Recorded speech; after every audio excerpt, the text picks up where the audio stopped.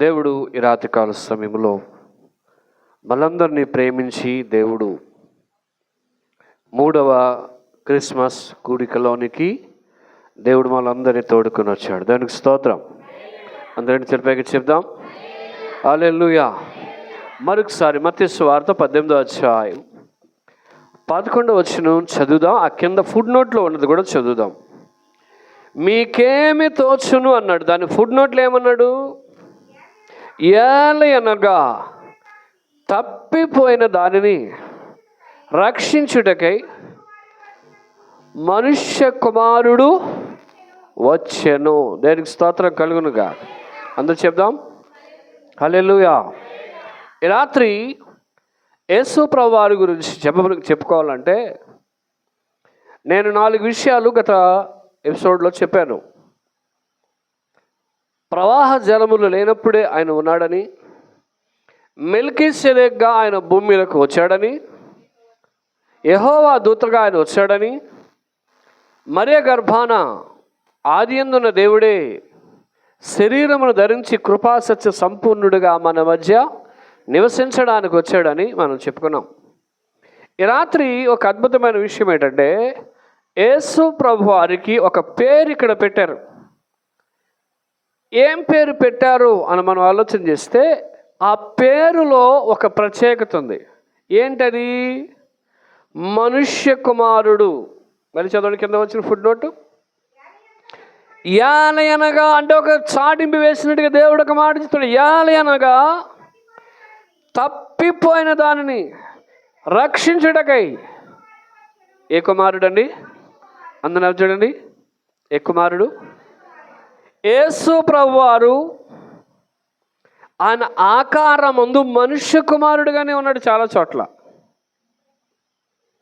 మీరు పాత నిబంధన అంతా గమనిస్తే పాత నిబంధనలో కూడా ఆయన మనుష్య రూపముగానే ఉన్నాడు. దానికి స్తోత్రం హల్లెలూయా. ఆయన పరలోకములో ఉన్నా ఎక్కడున్నా చెప్పండి, ఎక్కడున్నా పరలోకములో ఉన్నా ఆయన ఎలా ఉన్నాడు చెప్పండి అమ్మా. ఎప్పుడైనా చదివారు బైబిల్లో? చూద్దాం. ప్రకటన గ్రంథం 14:14. ప్రకటన గ్రంథం 14 వచ్చును. మరియు నేను చూడగా తెల్లని మేఘము కనబడెను. చూడండి, మనుష్య కుమారుని పోలిన నాకు ఆగుదాం. ఇక్కడ ఏమన్నాడు? అక్కడ నాకు చూడండి అందరూ. మనుష్య కుమారుని పోలిన అన్న వేరా, మనుష్య కుమారుడు అంటే వేరా?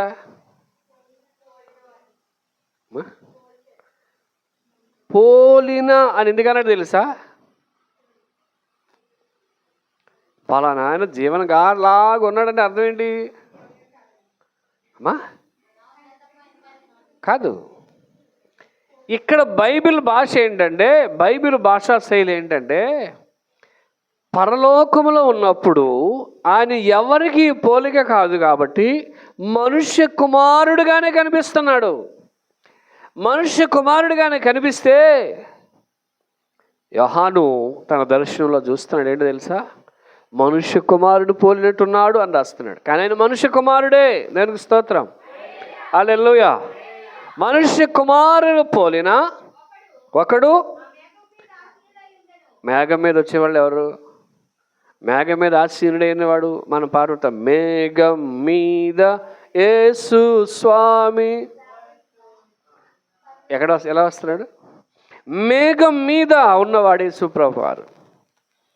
ఎలా ఉన్నాడు ఆయన? ఇదే ప్రకటన 1వ అధ్యాయం 13వ వచనం కూడా మీరు చదివితే, ఇదే ప్రకటన గ్రంథం 1వ అధ్యాయం 13వ వచనం మీరు చదివితే అక్కడ కూడా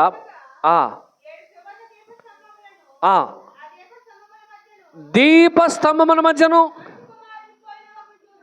ఎవరండి ఇతను? మనుష్య కుమారుడు పోలిన, మనుష్య కుమారుడు పోలిన మనుష్య కుమారుడే. కానీ పోలిన ఎందుకు ఉపయోగించాడంటే ఆయన దర్శనంలో అలా ఉంటాడేమో అని చెప్పి ఆ పోలికను రాశాడు. ఈయన చేతిలో ఏమున్నాయట? 7 సువర్ణ దీపస్తంభములు. ఆ స్తంభముల మధ్య మనుష్య కుమారుడిగా ఎక్కడున్నాడండి? పరలోకంలో ఉన్నాడు. ఇది ఎక్కడ జరిగింది అనుకున్నారు? చెప్పండి. పరలోకంలో ఎక్కడ జరిగింది అనుకున్నారు? పరలోకములో కూడా ఆయన ఎలా ఉన్నాడు? మనిషి కుమారుడిగానే ఉన్నాడు. యేసు ప్రభువారు మానవుడు అని చెప్పడానికి, యేసు ప్రభువారు మనుష్య రూపం అని చెప్పడానికి ఇంకొక రెఫరెన్స్ మీకు చూపిస్తాను. దానియేలు గ్రంథం 7వ అధ్యాయం, దానియేలు గ్రంథం 7వ అధ్యాయం 13వ వచనం. ఇక్కడ కూడా సేమ్ అలాగే ఉంటుంది. చూచుండగా ఆకాశమేఘారూఢుడై, ఎవరండి? ఇక్కడ కూడా ఏమన్నాడు? మరి దానియేలుకి దర్శనంలో కనిపించింది మనిషి కుమారుడే. ప్రకటన గ్రంథం యోహానుకు కనిపించింది కూడా మనిషి కుమారుడే. మత్తయి సువార్తలో మత్తయి గారికి కనిపించింది కూడా ఎవరు? మనిషి కుమారుడే. అంటే యేసు ప్రభు వారికి ఒక ఫిక్సింగ్ నేచర్ ఏంటంటే, ఆయన ఎప్పుడు మనుష్య కుమారుడుగానే ఆయన మహిమలో ఉన్న మనకు కనిపిస్తారు. దానికి స్తోత్రం. హల్లెలూయా, హల్లెలూయా. మెల్కీసెదెకు ఉన్నప్పుడు శరీరం ఉంది. మరియమ్మ గారు గర్భాన్ని పుట్టిన తర్వాత కూడా ఆయనకి శరీరం ఉంది. ఆయన కనబడడం ఎలా కనబడుతున్నాడు? మనుష్య కుమారుడుగా కనిపిస్తున్నాడు. ఆదికాండం 18:22 కూడా మీరు చదివితే, ఆదికాండం 18వ అధ్యాయం 22వ వచనం కూడా మీరు చదివితే, ఆ మనుష్యులు తిరిగి అక్కడ కొంతమంది మనుషులు వచ్చారంటే సొదొమ గొమొర్ర పట్టణానికి వచ్చారు.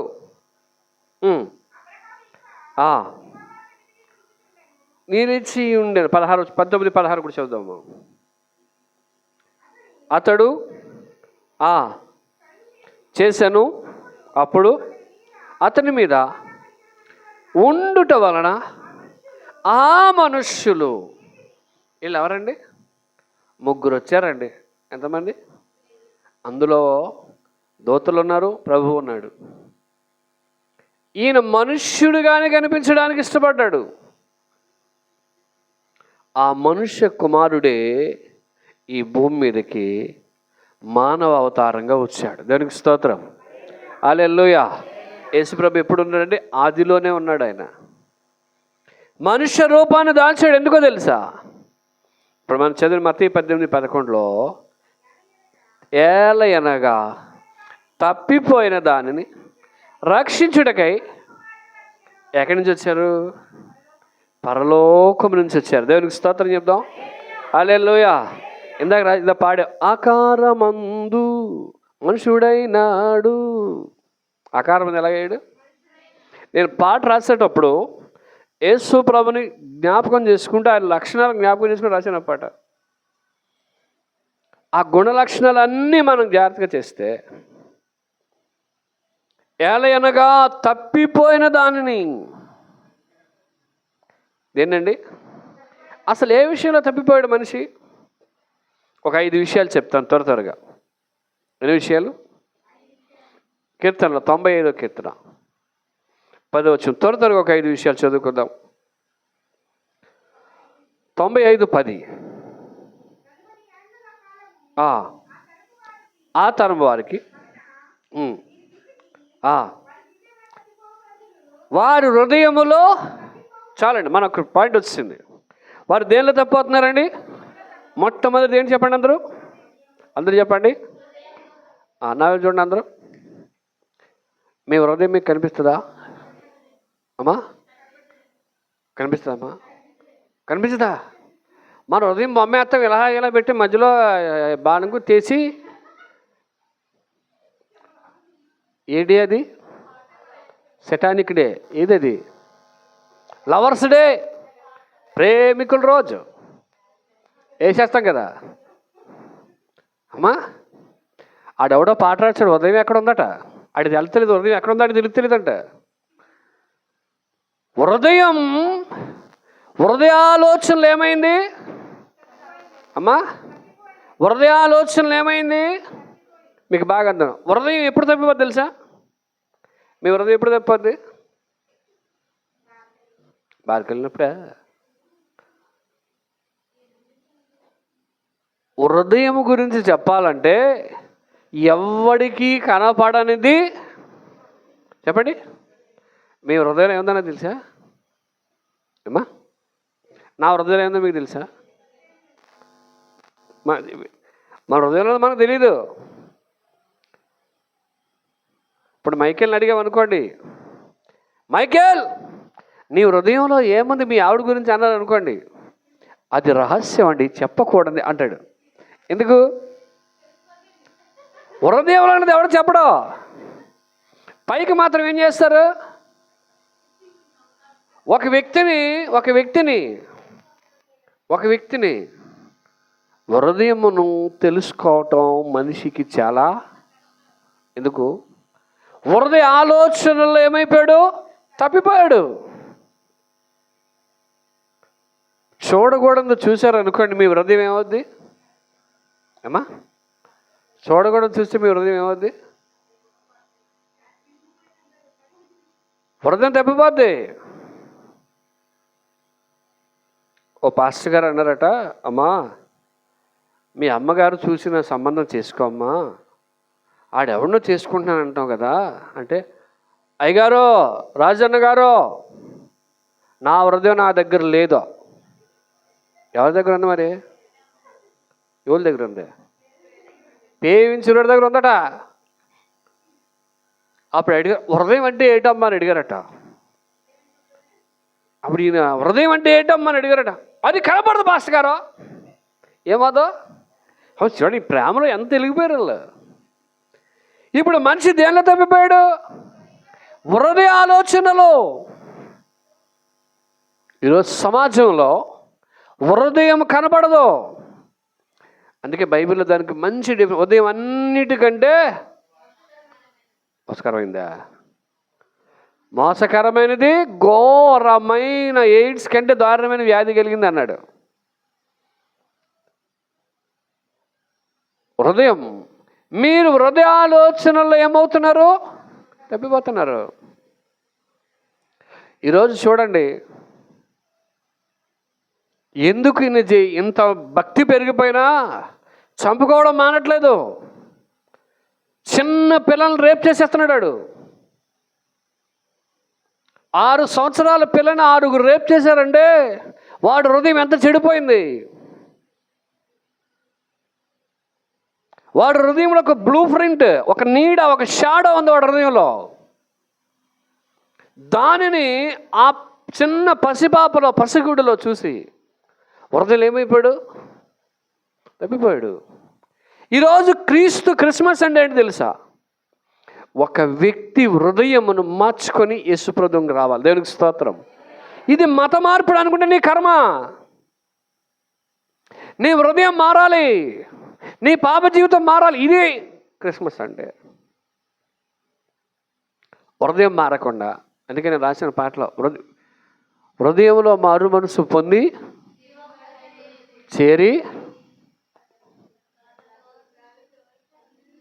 విలువైన వస్త్రము ధరించి. వస్త్రాలు మంచి వేసుకుంటే హృదయం బాగాలేకపోయినా ఎందుకు?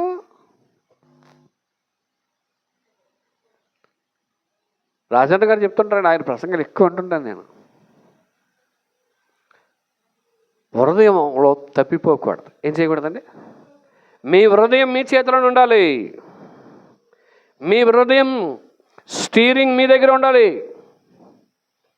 నీ శరీరాన్ని మాలిన్యం ఎప్పుడు కలిగి నీ హృదయాన్ని బట్టి మాలిన్యం అయిపోద్ది. నేను చాలా చెప్పొచ్చు కానీ నేను చెప్పను. రెండవది, హోషేయ గ్రంథం 7వ అధ్యాయం 13వ వచనం. హోషేయ గ్రంథం 7వ అధ్యాయం 13వ వచనం. వారికి వారు నన్ను విసర్జించి ఎందుకు తప్పిపోయారో? మొట్టమొదటి హృదయాలోచనలు తప్పిపోయారని చెప్పుకున్నాం. మూడోది ఏంటి? దేవుణ్ణి విసర్జించారు. దేవుడు మాకు అవసరం లేదు. మీకు అర్థమని చెప్తాను. ఇప్పుడు ఇక్కడ క్రిస్మస్ ప్రార్థన జరుగుతుందంటే ఎంతమంది వస్తారు? మన యేసుప్రభు నమ్ముకున్న క్రైస్తవుల బ్యాచే. మిగతా వాళ్ళు వస్తారా? అదే ఊరిలో రికార్డింగ్ జ్ఞానం జరుగుతుంది, అక్కడ ఎట్టారా బాబు బాగోళ్ళు వచ్చారంటే ఊరంతా అక్కడ ఉంటారు. ఎందుకు? అది ఇష్టం. జనానికి ఏమి ఇష్టం?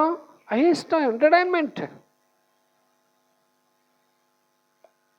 భూమి మీద నన్ను విసర్జించే దేవుడు అవసరం లేదు. దేవుడు ఉంటే, దేవుడు ఉన్నప్పుడు మన దగ్గర పరిశుద్ధత మనలో వెంబడించాలి. దేవునికి స్తోత్రం.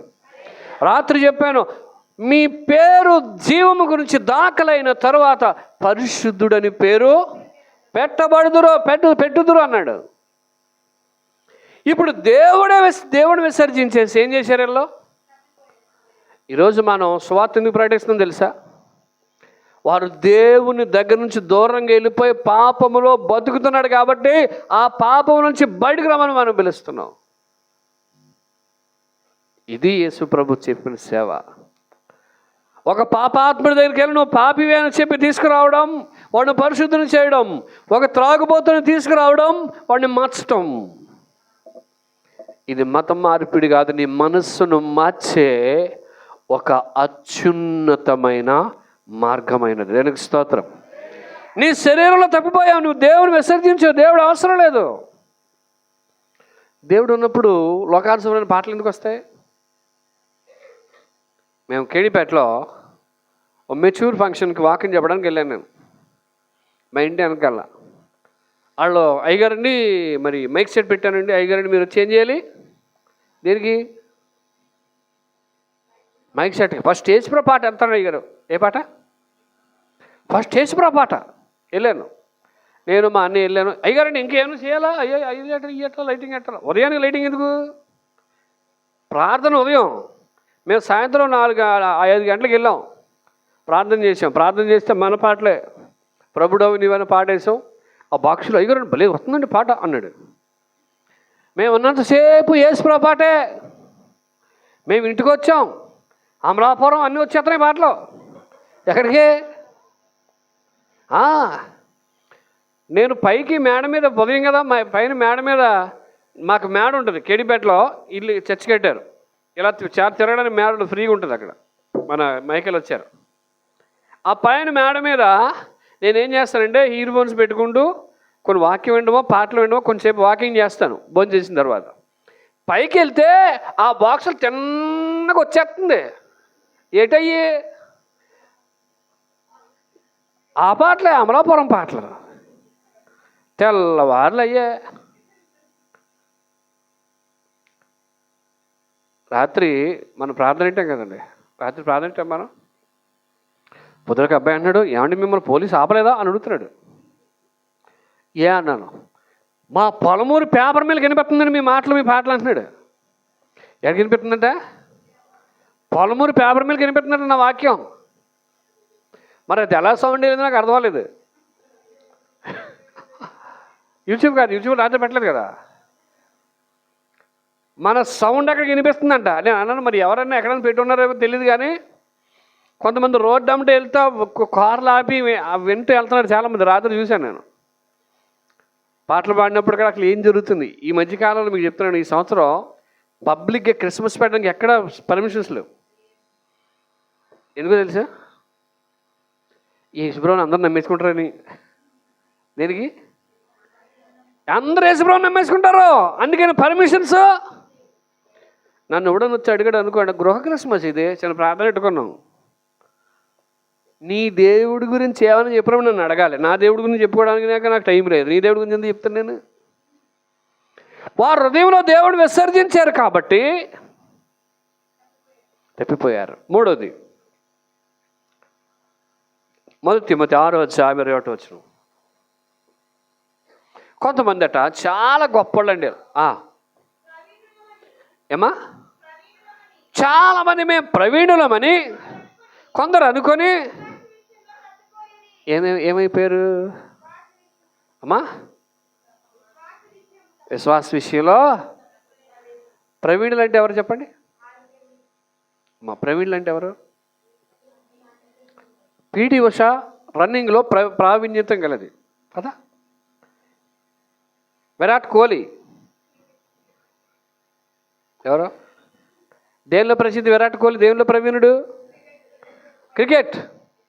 నిన్న మొన్న మెస్సీ అని ఒక ఆయన ఫుట్బాల్ ఆడడానికి వచ్చాడు. మెస్సీ ఆయన గురించి పొద్దుట ఒక వీడియో సాక్ష్యం విన్నాను. నిజంగా ఆ మెస్సీ అంత గొప్ప వ్యక్తిని ఎక్కడా చూడలేదని ఆ వ్యక్తి చెప్తుంది. ఈ మెస్సీ అనే వ్యక్తి ఫుట్బాల్లో చాలా వరల్డ్ ఛాంపియన్ ఫుట్బాల్లో. అతను భారతదేశం రప్పించడానికి 150 కోట్లు ఖర్చు పెట్టారు. ఎన్ని? ఎక్కడ రావడానికి 150 కోట్లు అంటే తక్కువ. అన్ని కోట్లు ఖర్చు పెట్టి ఫుట్బాల్ ఆడడానికి తీసుకొచ్చారు. ఆయన ఎందులో ప్రవీణుడు? ఫుట్బాల్. అలాగే చాలామంది మేము దేవునిలో ప్రవీణులము, మేము దేవుని చాలా గొప్పవారం అనుకొని వారు విశ్వాసములో తప్పిపోతున్నారు. మొట్టమొదటిగా ఎలా తప్పిపోయారు? హృదయంలో తప్పిపోయారు. రెండోది దేవుణ్ణి విడిచిపెట్టి తప్పిపోయారు. మూడోది ఏమండి? వాళ్ళు ప్రవీణులం అనుకొని. రాజన్న గారు ఆయన వాక్యంలో ఒక మాట చెప్పారు. ఒకరోజు ఒక ఇంటికి వెళ్ళారంట. ఒక ఇంటికి వెళ్తే బాబు యేసుప్రభు గురించి తెలుసా అని అడిగితే అన్నాడంట, యేసుప్రభు ఎవరో తెలుసా అన్నాడంట. ఎవరు నాయనా? మీకు తెలియపోవచ్చు, మావాడే. ఎవరు? యేసుప్రభు ఎవరు? మావాడే. మా గొల్లలకి కదా పుట్టినాడు అన్నాడంట. ఎవరు పుట్టాడు? యేసుప్రభు గొర్రెలకు మంచి కాపరానిగా ఎలా ఫిక్స్ అయిపోయారు? మా గొల్లలే, మా యాదవులే, మావాడేనండి, మాకు తెలియబడేటండి అన్నాడట. మీ వీడైతే సరిపోదు, ఆయన గురించి నీకు తెలియాలి. విశ్వాసంలో తప్పిపోయి మావాడే. మీరు క్రిస్మస్ చేస్తున్నారు, దేవుళ్ళు సరైన రీతిలో మీరు క్రిస్మస్ చేయండి. అనేక మంది మీ క్రిస్మస్లో అనేక మంది ప్రభుని తెలుసుకుంటారు. దేవునికి స్తోత్రం. హల్లెలూయా. ఈ క్రిస్మస్ అనేది ఎందుకు పెట్ట తెలుసా? సువార్త ప్రకటించి అనేక మందికి దేవుడు సత్యాన్ని చెప్పాలి. నాలుగవది 2 తిమోతి 2:18. కొంతమంది అట కొరుకు పుండు. ఏ పుండు చెప్పండి? కొంతమందికి పుండు లేచింది అనుకోండి, పుండు అది ఏం చేస్తుంది తెలుసా? అరికాల దగ్గర ప్రారంభమై మొత్తం అలాగ ఏం చేస్తుంది? ప్రాకెత్తది. అది ఆగదు. అలా ప్రాకినట్టు సత్య విషయంలో ఏం చేశారు? వీళ్ళు తప్పిపోయి ఏం చేశారండి? పక్కోడి విశ్వాసాన్ని జరిపేస్తున్నారు. దేన్ని? ఈ మధ్య ఒకటి తయారయ్యాడండి యూట్యూబ్లో. క్రిస్మస్ ఎప్పుడు చేయాలి? పస్కా పండుగ చేయాలి మనం అని మొదలెట్టాడు. ఆడు క్రిస్మస్ చేయడు, నువ్వు చెయ్యకపోతే నువ్వు ఊరు మోసుకొని ఉండదు కదా. ఆడు చేయడు. ఆడేమంటాడు? ఇది అలాగ ఉందా? క్రిస్మస్ సెట్ ఉందా? నువ్వు డిసైడ్ చేయడం నువ్వెవడు అన్నాడు. మరి యేసుప్రభు ఎప్పుడు బిడ్డ? నువ్వు చెప్పరా, నువ్వు చెప్పు, మేము తెలుసుకుంటాం. ప్రసంగం చేసినప్పుడు 2500 సంవత్సరాల క్రితం యేసుప్రభు వారు వచ్చాడని చెప్తున్నాం. మేము ఎలా పుట్టి ఎలా చెప్పావు?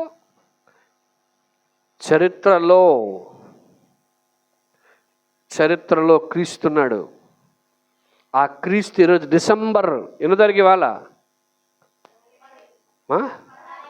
డిసెంబర్ 16, 2026. ఎలా రాసావు? క్రీస్తుని బట్టే. దేవునికి స్తోత్రం. నువ్వు సత్య విషయంలో తప్పిపోయి అనేక మంది ఏం చేస్తున్నావు? చెరుపుతున్నావు. దాన్ని ట్రోల్ చేసి చాలామంది మతోన్మాదులు ట్రోల్ చేసి ఇదిగో ఇందులో లేదంట అని చెప్పి. క్రిస్మస్ అంటే తెలుసా? క్రీస్తుని ఆరాధించుట. దేవునికి స్తోత్రం. హల్లెలూయా. అలనాడు దోతలు యేసు ప్రభు పుట్టినప్పుడు సర్వోన్నతమైన స్థలములలో దేవునికి మహిమ, ఆయనకి ఇష్టమైన మనుషులకు భూమి మీద సమాధానం ఏం చేశారు? పాటలు పాడారు.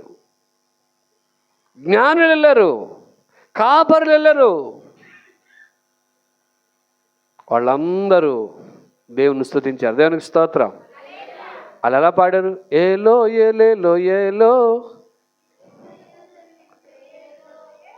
ఏలో ఏలేలో అనుకుంటే వెళ్ళారు వాళ్ళు. మనం అలాగ వెళ్తున్నామా? ఈసారి మీరు క్రిస్మస్కి వచ్చినాడు ఆ పాట పాడుకుంటారండి. ఇంటి దగ్గర స్టార్ట్ చేయండి నలుగురు కలిసి. దేవునికి స్తోత్రం. 5వది ముగిస్తాను, ఇది చెప్పి ముగించేస్తాను. హెబ్రీ పత్రిక 6వ అధ్యాయం 5వ వచనం.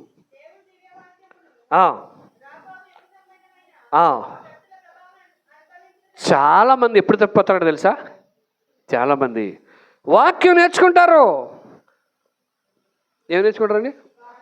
పరిశుద్ధాత్మ పొందుతారు, భాషలు మాట్లాడతారు, ప్రవచన వరం పొందుతారు, అన్నీ వస్తాయి. అన్నీ వచ్చిన తర్వాత గర్వం అనేది బయలుదేరి ఏమవుద్ది? వాక్యం ఉండదు, ఆత్మ ఉండదు. తప్పిపోయారు. దేనిలో తప్పిపోయారు?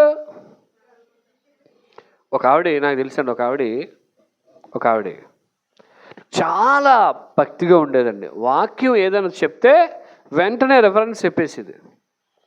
ఆవిడ ఒక్క వస్తువు పెట్టుకునేది కాదండి, ఎంతసేపు పరిశుద్ధాత్మను ఏం చేసేది?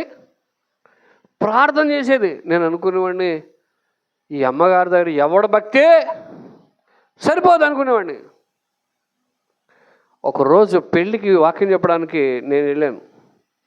వెళితే ముందు అదే కూర్చుంది అమ్మగారు. మొత్తం వడ్డాను గెడ్డాను. ఇదేంటిది? ఇది బిందె, బింది. ఆ బిందులు, గొంతులు, గొలుసులు అన్నీ ఒడ్డు మీద ఉన్నాయి. నేను పెట్టుకోవడం తప్పనట్లేదు, నేను ఎక్కడో ఈ అమ్మగారు చూసినట్టున్నానే అనిపించింది. ఇంతకుముందు ఏమి లేవు. అయిపోయిన తర్వాత నా ప్రసంగం అయిపోయిన మధ్యలో ప్రార్థన చేయమని ఇచ్చారు. ప్రార్థన చేయమని స్టేజ్ మీదకి వస్తుంటే గల్లు గల్లు గల్లు గల్లు గల్లు గల్లు అంటున్నాయి. ఏడయ్యి? నాకు అప్పుడు పూర్వం గుర్తొచ్చింది. పూర్వం చిన్నపిల్లలకి ఆడవాళ్ళకి గజ్జలు కట్టేవారు కాళ్ళకి. ఎందుకో తెలుసా? ఎక్కడికైనా వెళ్ళిపోతారని. కొంతమంది ఇంటి దగ్గర పడుకునేవారు కనుక అప్పుడు ఏముండి ఏం లేవు కదా. అలా దొల్లుకుని వెళ్ళిపోతున్నప్పుడు ఆ కాళ్ళు సప్పిడినైనా ఆ పిల్లల్ని తీసుకొచ్చేవారు. ఆడోళ్ళు గడప దాటితే ఆ గజ్జల సౌండ్కి తెలిసిపోయేది. అప్పుడు ఆ తరం మళ్ళీ ఎప్పుడు వచ్చేసింది? నేను అయిపోయిన తర్వాత, అమ్మగారు మీరు ఎంత ఎలాగుండేవారు, ఏంటి ఎలాగ అయిపోయారంటే, దేవుడు అలా మార్చుకున్నాడు నన్ను అన్నదే. ఎలా మార్చుకున్నాడా? ఎలా మార్చుకున్నాడు దేవుడు?